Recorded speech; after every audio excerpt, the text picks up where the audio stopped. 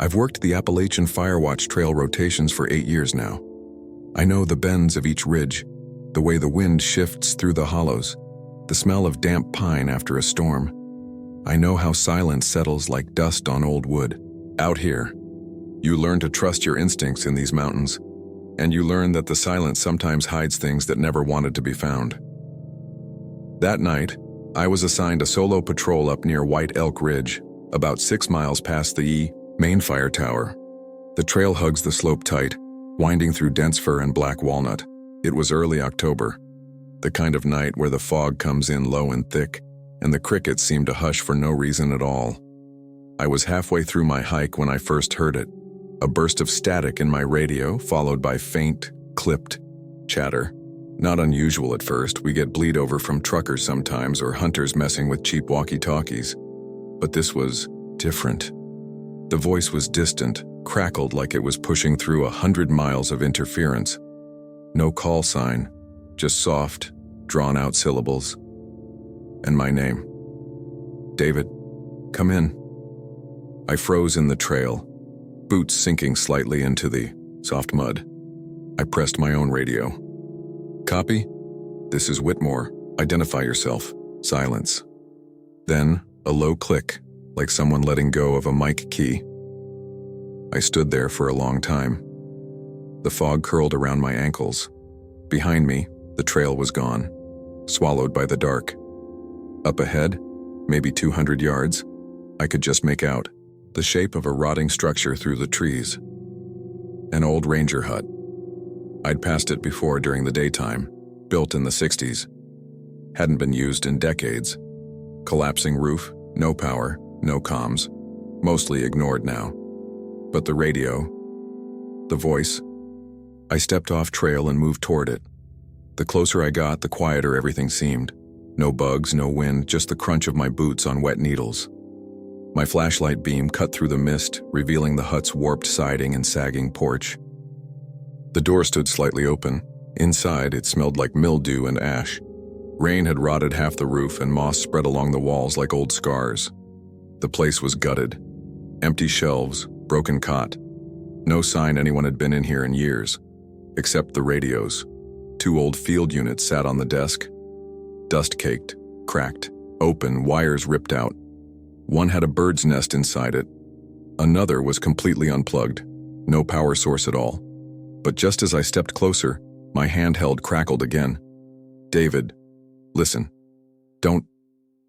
I yanked the battery out of my radio. The voice kept talking. No static now, just that whispering tone, so soft it sounded like breath inside my ear. It was coming from the old desk radio, the dead one. I backed away. My breath felt cold in my chest. I didn't touch anything, didn't say a word.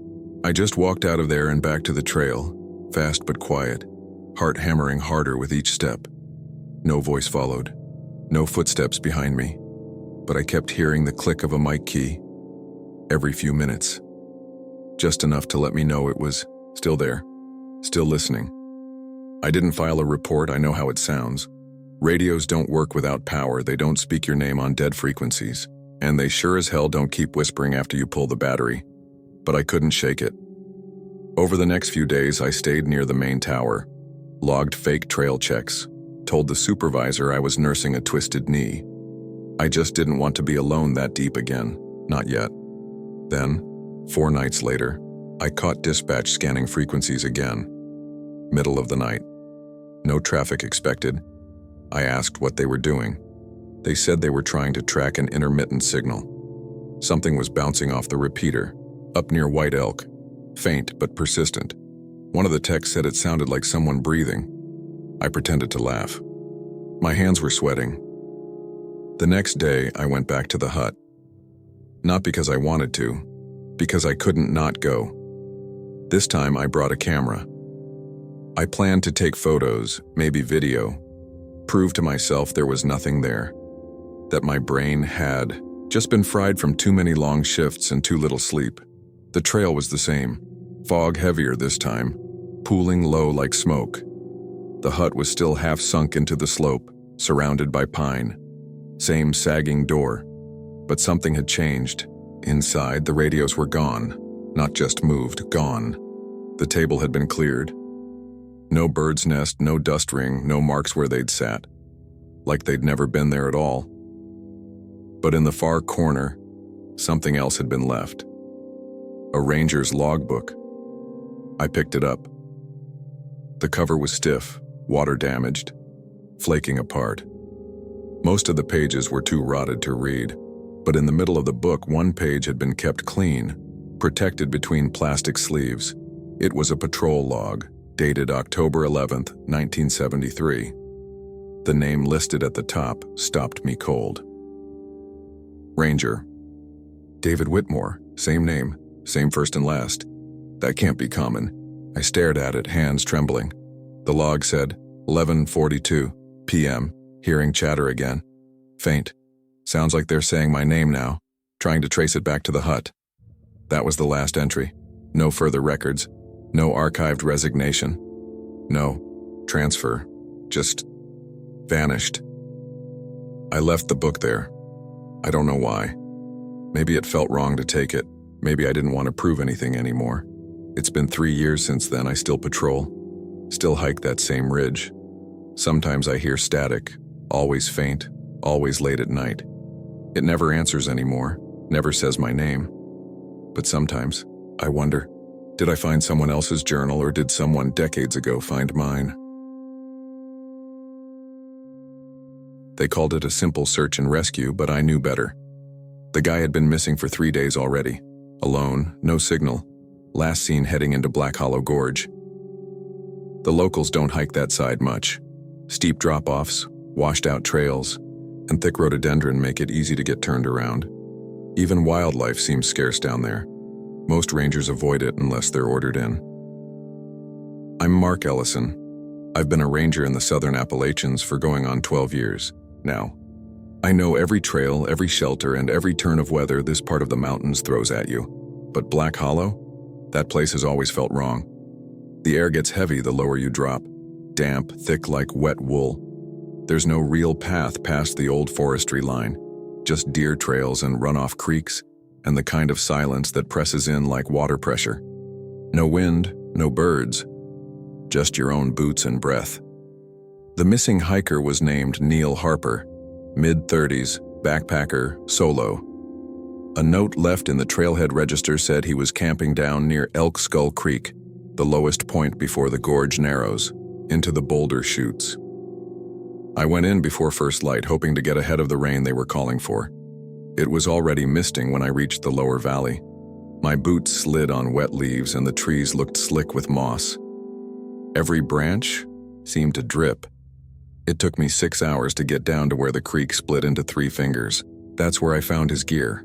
The pack was torn open at the seams like something had raked across it. Fabric flayed back. Some of the food packets were shredded, wrappers scattered in the mud. That, by itself, wouldn't have thrown me. Could have been a bear or even coyotes. But what stopped me was what someone or something had placed on top. A neatly folded ranger uniform. Khaki shirt, green slacks, even the badge glinting through the rain. Identical to mine. Down to the patch on the right shoulder. Blue Rock District Unit 14. It was too precise to be coincidence. The creases looked like they'd just come off a press. It wasn't muddy. It wasn't even wet. Just sitting there, like a gift. I didn't touch it at first. Just stood there under the trees, the cold seeping into my collar. There were no footprints around the gear, no drag marks. The only sound was the creek trickling beside me, slow and clear, like nothing had happened. The forest didn't feel right, like it was waiting to exhale. I finally knelt and examined the pack. His ID was still zipped into a side pouch. Neil Harper. No sign of blood, though. No body. No phone. But when I lifted the uniform, something small and pale slipped out from beneath it. A single Polaroid photo face down in the mud. I picked it up, wiped it gently. It was a photo of me, standing in front of the ranger station, wearing my uniform. Same name tag. Same patch, but I don't remember ever taking that photo. I put it back in my jacket pocket and stood slowly. The trees around me leaned in. The rain had stopped, but the air hadn't lightened. If anything, it felt like the forest had gone completely still. That was when I realized I hadn't heard my radio in hours. I tried to radio base, but all I got was static. Switched channels, even turned the thing off and back on.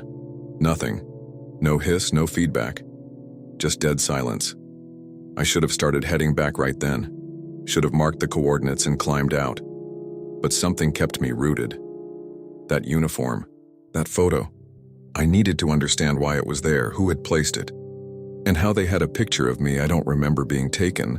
I started following the creek upstream, slowly, scanning the brush for signs of a camp or trail. After about an hour, I saw what looked like a lean-to tucked beneath a rock overhang. Just a few sticks and a shredded tarp. No fire ring, no warmth. Inside were scraps of damp paper, pages from a field log like the kind we use at the station. Only these weren't signed by Neil. They were signed by me. Same handwriting, same initials, same exact phrasing I'd used in older patrol notes. One line read, "Midday, found gear." Uniform was clean again, like it wants me to wear it. Another, "Still no exit. Thought I saw myself on the ridge, moving wrong." I sat down on the edge of the rock. My breath came shallow. The forest didn't feel real anymore. The slope behind me looked unfamiliar. I checked my GPS, no signal. Compass was spinning slow like syrup. I looked at my hands. They were shaking. I hadn't eaten. I hadn't drunk anything since morning. I told myself I was just exhausted, hallucinating, from stress, that the uniform was planted, that maybe the photo was from a training class I forgot.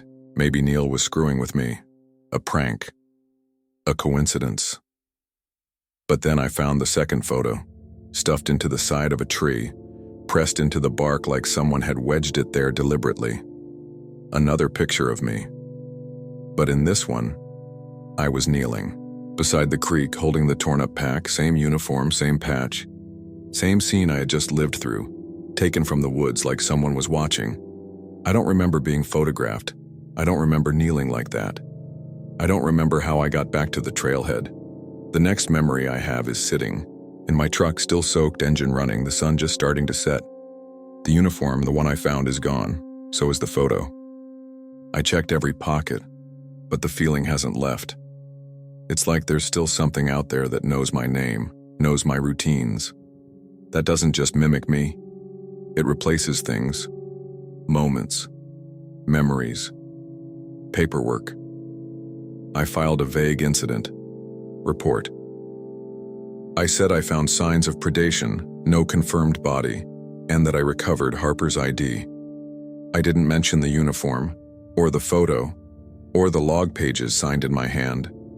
Sometimes I wonder if Neil ever existed, or if I found myself out there and left someone behind. I've worked as a forest ranger in the southern Appalachians for the last 16 years, mostly out of a small station in Hayfield County. Quiet place, just ridge after ridge of trees, the kind of silence you don't realize you miss until you're away from it. It was late October when dispatch radioed in a smoke report from up past Wolfshade Ridge. That whole area had been off the public map for a while. The campground there was officially closed. Erosion, unstable rock beds, and not enough traffic to justify upkeep. We'd taken down most of the signs, but people still wandered in now and then. The caller didn't leave a name, just said they saw smoke coming up from the trees. I logged it as a standard fire check. Nothing urgent. I'd written up an incident report that morning about illegal campers near Fox Hollow. Left it printed on my desk like always. Probably some college kids lighting a fire pit too high. Happens more than you'd think. The hike up to Wolfshade took just under 2 hours. I parked the truck at the end of the maintenance road and took the old trail on foot. The air was thick with that damp, earthy smell, wet leaves, rotting bark, the sour musk of mushrooms clinging to fallen logs. Everything felt a little too still. As I got closer, I caught the scent of smoke on the wind, thin but fresh. There was no visible flame, but I could smell ash and pine. The campsite was tucked in low near a stream bend, shielded by a line of crooked spruce trees. The fire pit had been used recently, embers still glowing faintly under a soft bed of ash. Whoever lit it hadn't left long ago, maybe an hour or two at most. But there were no backpacks, no tents, no gear, just a picnic table, and a piece of paper sitting neatly in the center of it, weighed down with a small river stone. I didn't register what it was at first. The corners were curled slightly from the damp, but when I lifted the rock and unfolded it, I felt something cold settle in my chest.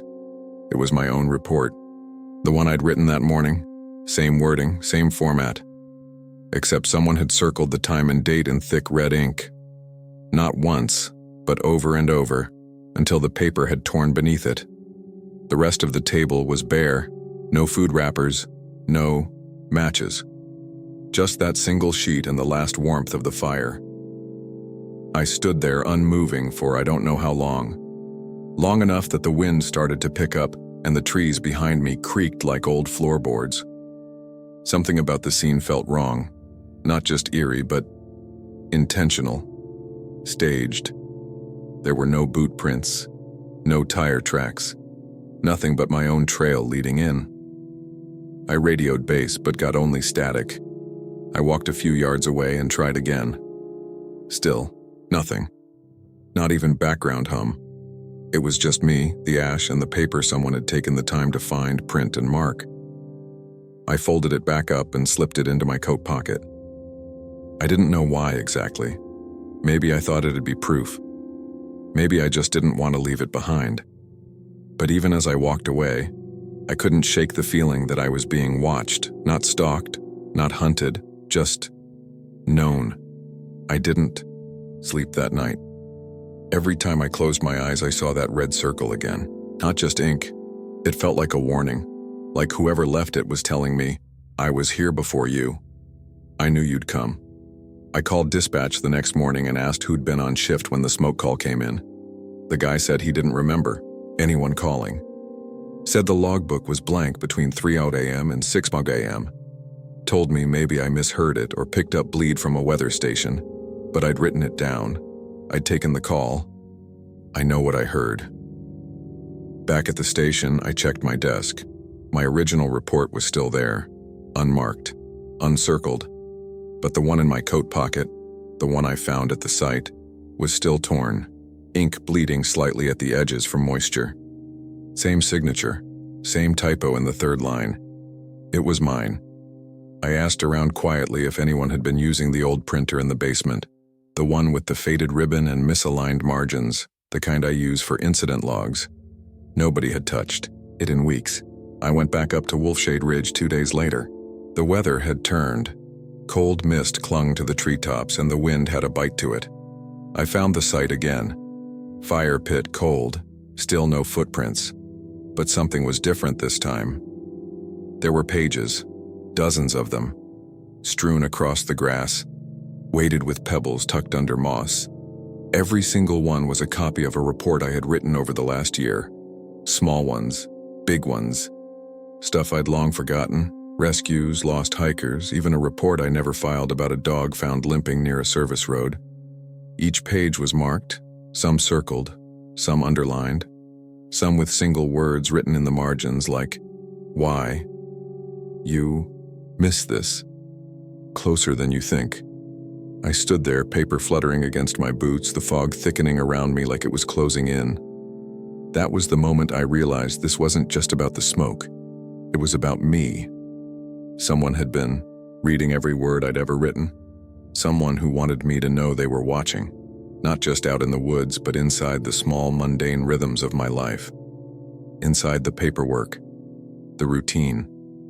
I never told anyone, not officially. But I've started handwriting my logs. I burn them after a week. I don't use the printer anymore. And I don't go back to Wolfshade unless I have to, because I don't think whoever left those papers wants to hurt me. I think they want me to see something, and I'm scared that one day I will. Most nights on patrol are quiet. Too quiet, if I'm being honest. The kind of silence that swallows your thoughts. I've worked the Blue Hollow stretch of the Appalachian Trail system for 5 years now, mostly doing night sweeps on weekends. When tourists get cocky and think they can hike after sundown, they rarely get far. Either they lose cell signal and panic, or they underestimate how quickly the woods can feel. Different at night. My name's Andrew Collins. I cover Sector 9, everything west of Timberline Ridge out to Bitter Bluff. On maps, the bluff's just a sharp overlook with a wood railing and a caution sign, but locals know better. They avoid it.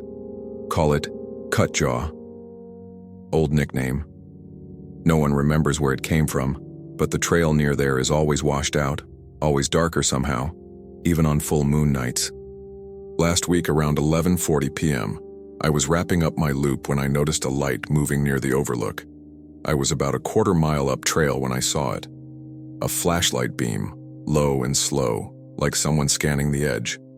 It moved strangely. Not the usual wide sweeping motion people use when they're lost. This was narrow and steady, like whoever held it knew exactly what they were looking for. I stopped and keyed my radio. Collins, Unit 5. Possible unauthorized presence near Bitter Bluff. Approaching for visual. No response. I tried again. Static. The flashlight switched off the second I called out. Just blinked out like someone had yanked the batteries. I moved forward, boots crunching soft leaves, every step damp from earlier rain. The fog had settled low, clinging to my shins. I kept my own light angled downward. Didn't want to blind myself. I could just make out the edge of the overlook up ahead, the faint shape of the wood railing. When I got there, no one was around, just the hush of trees and the distant rush of a creek far below. But then I saw it. My name, Andrew Collins, was carved into the top plank of the railing. Deep, fresh. Letters rough but deliberate. And under it, scratched with the same care, was tonight's date. Not last week. Not a weathered carving from some older ranger. Tonight. I ran my fingers over it. The wood still had flakes curling upward like the blade had just been pulled away. No rust, no aging, no moss growing into the lines. There was no wind, but the air felt like it pressed into my back. I stood there longer than I should have, listening for movement. But the woods held still. So still I could hear a drip falling from the leaves above, slow and steady. Nothing else. I left the overlook without turning my back to it. Walked back down the trail with my flashlight off, ears straining. When I reached the station, I checked the duty log, made a quiet note, and didn't mention the name or the date, but the carving stayed in my head the rest of the night. I returned the next evening before sundown. Told myself I wanted daylight photos for the report. Truth was, I needed to prove to myself the carving had always been there, that maybe I missed it before, that it wasn't real. The trail looked the same, but quieter somehow, like it was bracing for something. I didn't pass anyone on the way up, which was odd for a Saturday. When I reached the overlook, I scanned the railing immediately. The carving was still there. But the date had changed. It now read tonight's date again, shifted forward by a day. Same handwriting, same depth, just a new date. I stared at it for a long time, touched the old flakes, still fresh, still raw. I started walking the perimeter of the overlook, trying to make sense of it. Maybe it was a prank, someone watching me, maybe a disgruntled hiker who'd overheard my name on a call. But no one ever comes up here at night. As I circled the edge of the bluff, I noticed something small, half buried beneath damp leaves, a torn corner of lined notebook paper. I pulled it up carefully. It had mud stains, but I could still read the writing. Trail clear, no sign of disturbance, fog rolling in. Patrol, Collins, 11:47 p.m. It was one of my own log entries from 3 nights ago, word for word. But I'd never written it down on paper, only typed it into the system back at the station. I checked my pack, found a second scrap tucked behind my field map, same handwriting. This one was stranger. He won't leave it alone. Stop checking. He'll come back if you do. That night I didn't go home. I sat outside the station, engine running, windows cracked. I couldn't stop thinking about that name on the railing, that date moving forward. Someone, or something, was keeping count. But of what? I haven't been back to Bitter Bluff since. I skipped that leg on patrol now. Mark it as structurally unstable in my logs. I told the other rangers the trail's unsafe. One of them nodded slowly, like maybe he already knew. But here's what keeps me up. The carving didn't just show my name, it's showing the day I'll be back. And it keeps changing, because I keep thinking about it. Because maybe, deep down, I will go back and maybe someone's waiting for me to. People call in about all kinds of things out here. Shadows in the trees, strange lights, weird animal sounds. 90% of it is boredom or booze-fueled paranoia. The other 10%? Usually explainable once you've hiked the ground and seen how sound moves through these hollows. I'm Jason Miller, ranger out of the Flatiron Ridge Station, about 15 miles north of Skywater in the southern Appalachians. I work nights, mostly alone, covering the valleys that run deep, below the old coal roads. We get prank calls now and then, kids claiming to hear screaming in the woods. I log them, drive out, find nothing but owls or foxes echoing off stone. But 2 weeks ago I heard it myself. It was a little after 2 a.m. when it started. I'd pulled off onto an old maintenance trail near the Narrowback Fork. The fog was thick that night, hung low like a second skin over the creek. I remember turning off my truck engine and just sitting for a second. No sound but the slow tick of the cooling metal. Then I heard it, faint at first, like wind being pulled through a cave. But it grew louder, closer, not quite human, but not animal either. Long, strained cries, not screams, not shrieks. Something between sobbing and choking. I stepped out of the truck and stood still. The sound rolled in waves, echoing from somewhere down in the gorge. My first instinct was to call it in, but I hesitated. It didn't feel like an emergency, it felt rehearsed, repeated. I grabbed my flashlight, crossed the footbridge, and followed the noise. The deeper I went, the colder it got. Fog turned to mist, and the trees started closing in tight on either side. The trail narrowed until it all but vanished, and I started pushing through branches slick with rain. Then I reached the clearing, about 30 feet across, overgrown with ferns and soft mud. At the center was something I still can't explain. 7 radios, old and mismatched, lined up in a rough half-circle, all turned on. None were park-issued. These were older, civilian-grade, some CB, some handheld, one with a cracked speaker, and duct tape across the side. They were all looping the same thing, distorted recordings of people crying for help. Not yelling, not frantic. Just quiet, broken pleas, words warping in the static. Please, somebody. It hurts. I can't get out. Each voice sounded slightly different. Male, female, young, old. But the tone was the same. Desperate, repetitive, mechanical. I stepped closer, expecting to find wires or a playback device nearby. Nothing. Just radios. Speakers clicking softly as if breathing between sentences, and under them someone had laid out a blue tarp. Dirty, weather-stained. I knelt down and peeled up one edge, expecting old tools or maybe a prank setup. There was nothing under it, just mud. But I noticed something that didn't register at first. Each radio was placed atop a boot print, perfect alignment, different tread patterns, some small, some wide, but all pointed inward, toward the center, as if people had stood there, one by one, and never stepped away. That's when I realized the crying had stopped. All the radios had gone, silent at once. I don't remember how long I stood there. 5 minutes? Maybe more. I just kept waiting for one of them to start again, to break the silence. But they didn't. The clearing felt drained. Not just quiet, hollow. Like even the air had gone somewhere else. I finally picked up the nearest radio, one of the old green Motorola types from the late 90s. It was cold to the touch, heavier than it should have been. No label, no serial number, no battery cover. Just a dead silent wait. I turned the knob. No click, no response. I tried the others. Same thing. Dead. And yet I had heard them. I know I had. I left everything where I found it, marked the GPS, hiked back to the truck in a fog so thick I could barely see 10 feet in front of me. My boots dragged the whole way like I was walking through wet cement. Back at the station, I logged the call and flagged it for follow-up. I didn't mention the radios, just wrote it up as distorted auditory anomaly, possibly prank setup.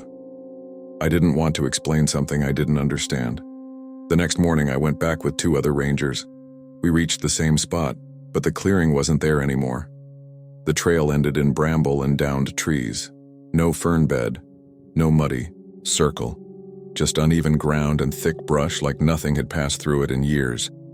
I showed them the GPS coordinates, exact same spot, but it didn't match what I'd seen. They laughed it off, said maybe I took a wrong turn in the dark, suggested I dreamed it, that it was stress, isolation, too many long shifts alone. I almost believed them until I checked the backseat of my truck. One of the radios was there. I didn't put it there. I'm sure of that. It was the Motorola unit, the one with the cracked speaker, no markings, same weight, same cold plastic casing. It doesn't turn on anymore. Never has. But I keep it in my closet, wrapped in a towel, because last night, just after 3 a.m., I woke up to a faint, static-drenched voice coming from that direction. It wasn't loud, just soft and tired, like someone whispering across a canyon, "Help me. I'm still here." I've worked the Appalachian back ranges for most of my adult life, 14 years in the Blue Pine District, 6 of those on night duty. The mountains don't bother me. The isolation doesn't either. I've always found a kind of order out here. Fog rolls in, birds go quiet, trails flood and then dry out. Everything follows a rhythm. But that night, the rhythm broke. It was just after 3 a.m., and I was sitting in the station's back office at Hemlock Crossing, finishing up a report on a trail washout. That's when dispatch called. "Unit 4, can you confirm a check-in from Tower 6? I paused for a second, confused. "Tower 6 has been shut down for over 20 years, I told her. "It's not even standing anymore." There was a pause on the line. "Copy that," but someone just logged it. After hanging up, I walked down to the front station to look at the physical logbook. It's old school. Rangers sign in for any tower visits or trail sweeps. Everything goes through the binder before getting entered into the digital system later. And there it was. Fresh blue ink. The writing shaky, but recent. 03:04 a.m. All clear, Tower 6. A. Rydell, Aaron Rydell, was my supervisor until he retired 6 years ago. And even back then, he never signed that neatly. His hands were shot from decades of work. But the strangest part, the ink was still damp. I smudged it with my thumb. It hadn't been there an hour earlier. I would have seen it. I stood in the doorway staring at the page while the old desk clock ticked behind me. The heater kicked on with a low rattle. For a moment, everything felt suddenly too still, like the station had gone quiet in a way I didn't trust. I tried to laugh it off, told myself someone was messing around. Maybe another ranger with access to the station had come through without me noticing. Still, I grabbed my jacket and gear, logged my own departure, and set out on foot. Tower 6 sat on a ridge past Stillwater Hollow, about 4 miles from the main loop. It had been abandoned after a rock slide made the base unstable. Officially condemned, never demolished. Most of the support frame collapsed in '07, and the trail leading to it was choked with downed trees and erosion. The fog was heavy that night. Wet pine needles clung to my boots, and the air smelled like cold moss and rusted metal. I passed the fork to Tower 3 and kept heading north uphill. As I got closer, the trail changed. It wasn't overgrown anymore. It was clean. Cleared. Like someone had come through recently with a machete and brush saw. Even the fallen branches, Looked like they'd been dragged off to the side. And when I finally reached the ridge, Tower 6 was still there. Mostly, the frame stood about 15 feet high, leaning, crooked, but intact. Enough of it remained that I could see the outline of the old ladder and what was left of the cabin at the top. But the lights were what stopped me. 2 dim yellow bulbs, one above the door, one inside, were on. Flickering, running off. What power? Stood at the base, hand resting on the cold rung of the first step, looking up into that faint glow. Then I heard it, the creak of someone moving above me. Slow, deliberate, not hurried, not scared. Just pacing. I didn't climb. I wanted to. Every part of me wanted to know who was up there, but something held me back. Not fear exactly, more like a quiet warning in my gut. Instead, I circled the base, scanning the perimeter. The ground around the tower was firm, not as washed out as I remembered, almost like someone had shored it up. I saw faint boot tracks in the dirt, fresh ones, leading in from the same trail I took, but none going out. No tire marks, no ATV, just one set of prints. Back at the front of the tower, I found the old entry, box still bolted to a rusted post. It was used back in the day for quick check-in slips. Most had long since disintegrated, but inside was a folded piece of paper, still dry. I pulled it out and unfolded it. It was a standard tower log sheet, the kind we used years ago. At the top, under observer name, it read, Aaron Rydell. Below that, the date was marked as today. The entries were short, like usual. 1:12, wind light, fog thick.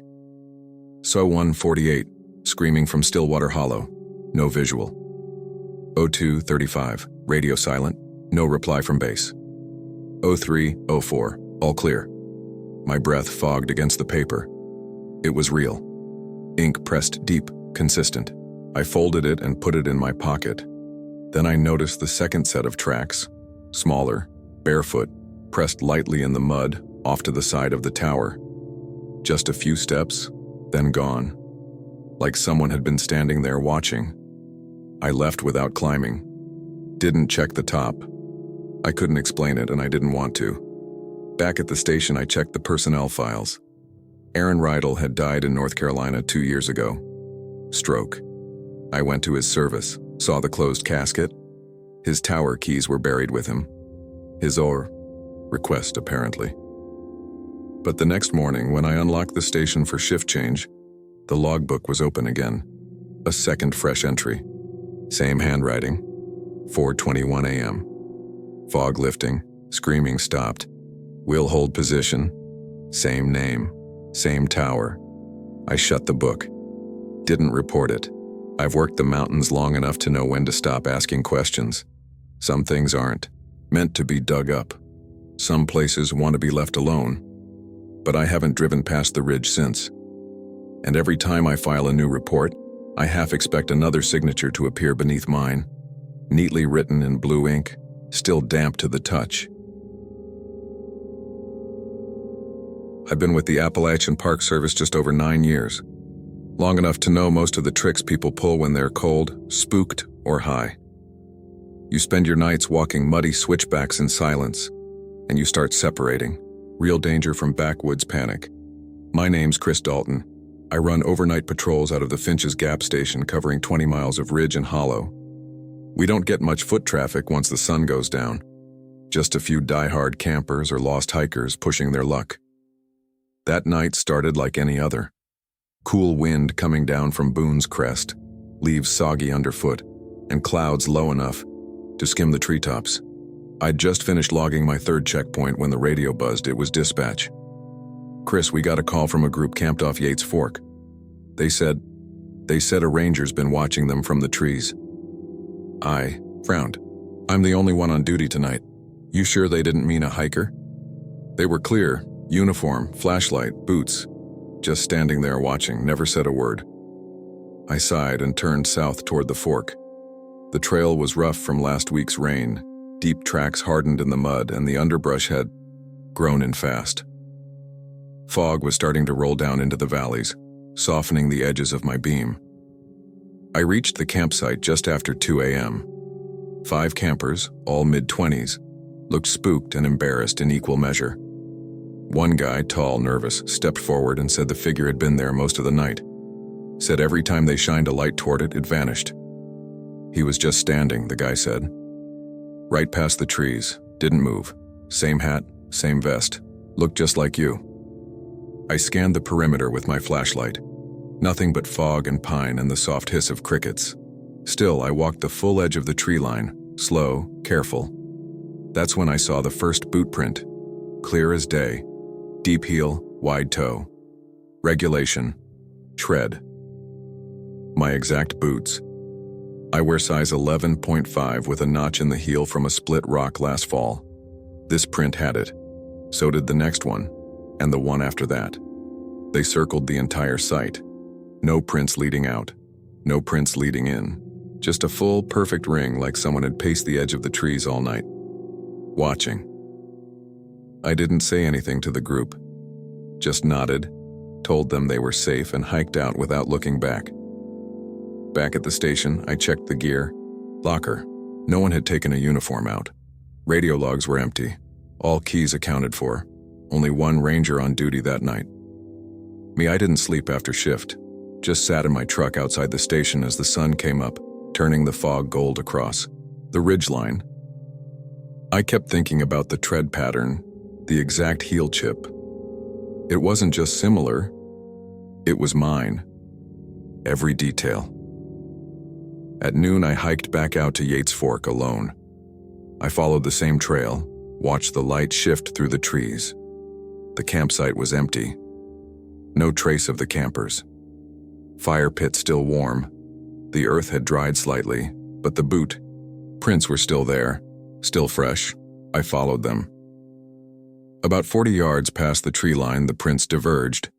One set continued into the woods. I kept after them, and they led me deeper into a part of the forest I hadn't patrolled in months. The trees grew close here, crooked like old bones, bark peeling in wet strips. A low smell of rot drifted from the moss. After maybe half an hour, the print stopped. Just ended in the middle of a clearing. No sign of a turn, no backtrack, nothing. But there in the mud was something worse. Another print, just one. Identical size.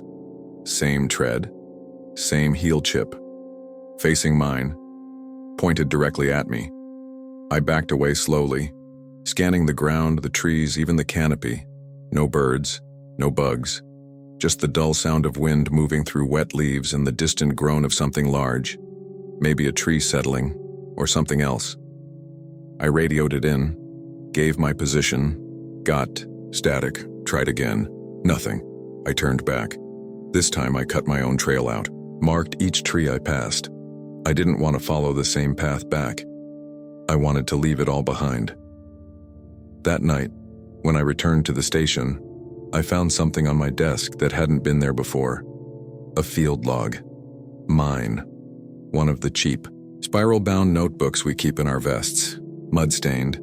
Open to a page I don't remember writing. 1:53 a.m. Yates Fork. Watched group for several hours. No contact. Still not sure if they saw me. Circled once. Will return tomorrow. No signature. Just my handwriting. My exact phrasing. Like something I'd write without thinking. I flipped through the rest of the book. All blank. Just that one entry. I haven't told anyone. I could explain it away. Prank, stress, sleep deprivation. But I've started doing things differently. Keeping 2 radios on me, logging twice, checking my boots every day, and most nights now, just after 1 a.m., I start hearing distant footsteps out past the station, soft, measured, the kind I'd make. I started working out of the Crooked Gap Ranger Station back in 2015. It's not much. 2 rooms, a tin roof, and a radio that works half the time. But it sits right in the middle of 38 miles of protected forest, high up near the Virginia line. Old hunting cabins dot the ridges, most abandoned. The air always smells like wet bark and cold iron. My name's Daniel Burke. My job is mostly patrolling and documenting wildlife sightings, bears, elk, the occasional cougar. We keep everything in hard copy folders, no digital logs, not because of policy, but because we're so far out the signal barely works. It was a Thursday morning when I found the folder. It wasn't one of ours. The cover was unmarked, just plain brown cardstock, no label, no stamp. I found it sitting in the center of my desk, right where I'd left my lunch the night before. Inside were photos, hundreds of them, glossy, clean edges, all 4:06, every single one of me. Different days, different seasons. In one, I'm leaning over to tie my boot at the foot of Ridge Trail. In another, I'm walking the stream bed near Pine Hollow. There's one of me eating a sandwich at the fire lookout. Same green vest, same gait. None of them were staged. I'm not looking at the camera in any of them. But what unsettled me most were the angles. Every shot taken from just inside the trees, behind a bush, through tall grass, from the slope above a trail bend. All taken from places I've passed hundreds of times, never once noticing anything out of place. I flipped through every one, at least 100, maybe more. I scanned the walls instinctively like someone might still be watching, but the window blinds were shut. The only sound was the quiet tick of the wall clock and a faint wind pushing against the siding. I brought the folder to Tom, the other ranger on shift that week. He shrugged and said, "Might be trail cams we pulled, old recon stuff." But we both knew better. None of our field cameras take photos like this. Not in this clarity, not from these angles, and definitely not without timestamps. I asked if he'd seen who dropped it off. He just shook his head. "I got here at 6. Door was locked, you were first in." I didn't say anything, just took the folder back and locked it in my drawer. But that night when I went to leave, I noticed something new. Pinned under my truck's windshield wiper, another photo. Me. Standing. At the station window. Looking out. The next morning I returned early. 5:30 a.m., hoping to catch whoever was doing this. I parked down the road and walked the last half mile in through the trees. No one, no tracks, no tire marks. Fog still hung low in the hollows and everything was quiet, too quiet even for birdsong. Inside, everything was just how I left it, except the drawer with the folder was ajar. Slightly, not forced, not pried open, just opened. I checked the contents. New. Photos had been added. These were more recent. One from 2 days ago, me refilling the trail map box. Another from yesterday, standing beside my truck looking confused. The same moment I discovered the first windshield photo. They were perfectly timed. Too perfect. I flipped to the last photo. It was taken at night. I was inside the station, asleep, in the chair by the window. The shot came from outside, from the darkness just beyond the porch rail. I didn't sleep the next night. I kept the lights off, window blinds half open, sat in the back corner with a thermos of coffee in my sidearm. On the table, hours passed. Rain started around 2 a.m. I didn't see anyone, but at 4:07 a.m. I heard something, a soft click like the shutter of a mechanical camera. Outside, I moved fast, flashlight and weapon drawn, but the porch was empty. I swept the area with the beam catching only trees and mist. Then I looked down at my boots. Another photo.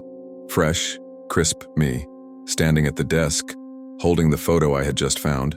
Same posture, same grip, same window in the background. I backed inside, locked the door, and didn't leave again until noon. I reported it to the district office the next day. They said it sounded like harassment, maybe a squatter playing games. Told me to bring the photos in, but when I went to get the folder again, it was gone. No break-in. No signs of forced entry. Just vanished. And in its place, sitting in the drawer where it used to be, was a single photo. This time, not of me. A photo of the Crooked Gap Ranger Station. Empty. Lights off. Taken from deep in the woods and scribbled, faintly in the bottom corner, in smudged black ink, still watching. I've kept that one photo. It's in my locker now inside an envelope. I don't look at it much, but some nights when I'm walking the ridge and the fog settles low, I swear I see flashes, brief glints from inside the trees. Just a blink. Then gone. Not drones, not lightning, just watchers. And sometimes when I sit at the station window, I wonder if another folder is out there now. New photos. A new subject. Maybe it's you. I've been a ranger out of Dry River Station for over a decade. Most folks don't realize how far that outpost sits from anything resembling a town. One road in, one trail out, and nothing but hollows and fog in every direction. We cover the southern end of the Appalachian Loop near Briarbone Ridge. Quiet place, mostly old logging trails and a few cabins long since turned to rot and mildew. My name's Thomas Keene. Last month, I got a report of a black bear sighting near the abandoned cabins along Deadbuck Trail. Nothing too unusual for this time of year. Bears get bold after the first frost, sniffing for anything left behind in old fire pits or sheds. Still, we track all sightings to be safe. The air was thick that day, and the sun never really broke through the clouds. I remember the trail being quieter than usual. No wind, no birdsong. Even the damp leaves underfoot felt muffled, like the whole forest had padded itself in silence. I found the first sign of blood maybe half a mile in. Not a lot, just a thin trail of drops leading off the main path. Could have been a wounded animal, sure, but the drops were spaced wide, like whatever was bleeding had been walking upright. I followed them through a narrow stretch of overgrown brush. The ground was soft and uneven, and the deeper I went, the more I noticed the prints didn't match a bear. They matched boots, big ones. Standard issue tread, just like mine. They led to the clearing at a slow, even pace. No struggle, no drag marks, just steps. That's where I saw the ranger hat, sitting dead center on the trail, upright, not a speck of dirt on it, perfectly intact, like someone had just taken it off and placed it there with care. The kind of gesture you'd expect from someone laying flowers at a grave. I knelt down. The blood was pooled just beneath it, still wet. Not warm exactly, but not cold either, sticky on the edges. I picked up the hat slowly, not even realizing I was holding my breath. The inside was dry. No ID tag, no initials, just standard brown felt, clean and unmarked, like it hadn't been worn at all. I scanned the woods around me, half expecting to hear someone call out. Nothing. No footsteps, no crackling branches, not even wind. I set the hat down again and took a few photos with my field phone. When I checked the images, something felt wrong. In every photo, the hat was slightly off-center. Each time, it had shifted a bit in the frame, just a few inches. Left, right, back again. But I hadn't moved it. The trail suddenly felt too narrow, too quiet, like something was waiting to see what I'd do next. I didn't touch the hat again. I marked the GPS, backed away slow and radioed it in. But no one answered. The radio was still dead by the time I got back to the station, just static and an occasional high-pitched whine like something was pressing lightly on the signal. I climbed up to the rooftop antenna to check the relay. Everything looked fine. It wasn't until I stepped back inside that I noticed my own hat was missing, not just misplaced. Gone. I hadn't taken it off. Not once during patrol, but my head felt lighter, colder somehow. I checked the truck. Nothing. Searched the locker room. Nothing. Back at my desk, I found a folded piece of notepaper resting on the keyboard. Ranger stationery, blank on one side, on the other. Leave it where you found it. No signature, no prints, just clean black ink in even, careful handwriting. Not mine. I hadn't told anyone about the hat, not even Tom, the only other ranger, on shift that week. That night I couldn't sleep. I kept picturing that blood under the felt the way it hadn't seeped into the earth, like the trail had been holding its breath waiting for someone to notice. I returned to the site the next morning. No blood, no prints, no hat. Just a circle of dry leaves where the soil hadn't retained moisture. Like something had sat there long, enough to change the ground. But what got me wasn't the missing evidence. It was the footprints. Same tread, same size, just like mine. But this time, leading away from the clearing, up the ridge, toward the old fire tower. Tower 7 was decommissioned 5 years ago, collapsed during a winter storm.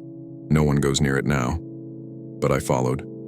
The track stopped just short of the tower's base, where the first support beam still leans half-sunk, into the dirt. Nothing else was there, no signs of a struggle, just a faint smell, something metallic, old and sour, lingering in the damp air. I turned to leave. That's when I saw the photo, pinned beneath a stone at the base of a tree. The wind hadn't touched it. It was a picture of me, taken from behind, kneeling in the trail, reaching out for the ranger hat.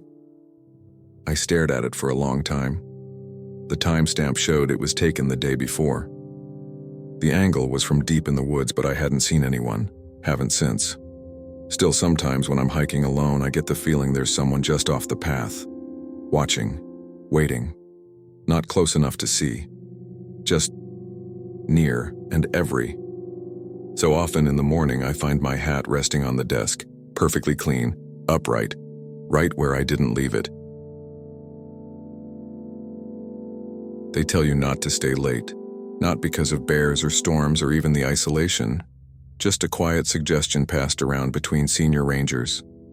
Wrap your work by dark. Nothing good comes from staying after. I used to laugh at that. My name's Michael Grant. I've worked out of Briar Station for 6 years. Nestled along the blue hollow stretch of the Appalachians, it's one of the older ranger outposts. Wood frame walls, flickering fluorescence, a radio that loses signal during rain. The place creaks like it's still settling into the mountain, mice in the ceiling, dust that never seems to go away. I'd pulled a double that day, 2 rescues, 1 lost hiker report, and a collapsed footbridge I had to log manually. By the time I sat down at the main desk, it was already past 10. The forest outside had gone completely dark. Heavy fog rolled in thick against the windows, turning the station into an island in the trees. I was halfway through filing when the phone rang, not the radio, not my cell, the landline. We rarely use it. It's mostly there for emergencies or back-channel communication if the repeater goes down. But it rang, sharp and mechanical, breaking the stillness like a slap. I let it go twice before picking up. Briar Station. This is Ranger Grant. There was a pause, then a voice, calm and measured.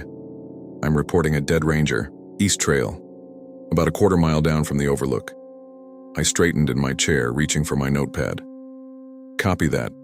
Can you confirm the nature of the emergency? Is it an accident or... The voice cut in. Michael Grant. Badge number 24962. I froze. My full name, my badge, spoken clearly, flatly, as if confirming who I was, not who the call was about. Then the line went dead. I stared at the receiver for a long second before setting it down. Checked the caller ID, blank, no number. Just 5 dashes. I radioed dispatch, but the signal was faint, crackling static and garbled words. Rain had started, soft but persistent, tapping the metal roof in slow rhythm. I pulled on my coat and grabbed the flashlight. The East Trail was close. I figured maybe it was a prank, or someone mistook a downed hiker for something worse. Happens more than you'd think. But in my chest, something was already tight. I knew I should have waited until morning, but I didn't. The rain had turned the trail to sludge by the time I reached the overlook fork. Fog moved low along the ground, wrapping around tree trunks like smoke. The beam of my flashlight barely cut more than 10 feet ahead. Everything beyond that was just shifting gray. The trail curved downward toward a grove of poplars. That's where I saw the shape, a figure lying face down at the edge of the path, still, unmoving. I called out. No answer. As I got closer, I could see the uniform. Ranger greens, muddy and soaked, had a few feet away. One boot, half sunk in the mud. I moved, incautiously kneeling beside the body. No blood, no wounds, just stillness. That's when I saw the badge, my badge, My name stitched into the shirt above the left pocket. I recoiled like I'd been burned, stumbling backward through the mud. I checked my own chest by instinct. Same badge, same number still pinned in place. I looked back at the figure, trying to make sense of it. Same face, same build, same jacket with the coffee stain on the right sleeve from 3 days ago. It was me, lying there, cold and still. But when I blinked, it was gone. Just a soaked patch of trail, leaves flattened where the body had been. The hat was still there, though, damp, crushed at the brim. My initials, MG, faintly written in marker on the inside band. The wind picked up then, moving through the trees in a long, low groan, something between branches creaking in breath. I turned and walked back. Didn't run, didn't speak, didn't touch the hat. Back at the station, the phone was off the hook, swinging slowly as if it had just been set down. No one else had come through. The logs were untouched. My radio finally reconnected, but I didn't report anything. What could I say? That I'd found myself. That someone had called to tell me I was already dead. That night never left me. I still work the mountains, but I leave the station by sundown now. I never answer the landline. And sometimes when the fog creeps close to the window and the forest goes still, I imagine the phone ringing again. My name, on someone else's tongue like a warning or a reminder of something still coming.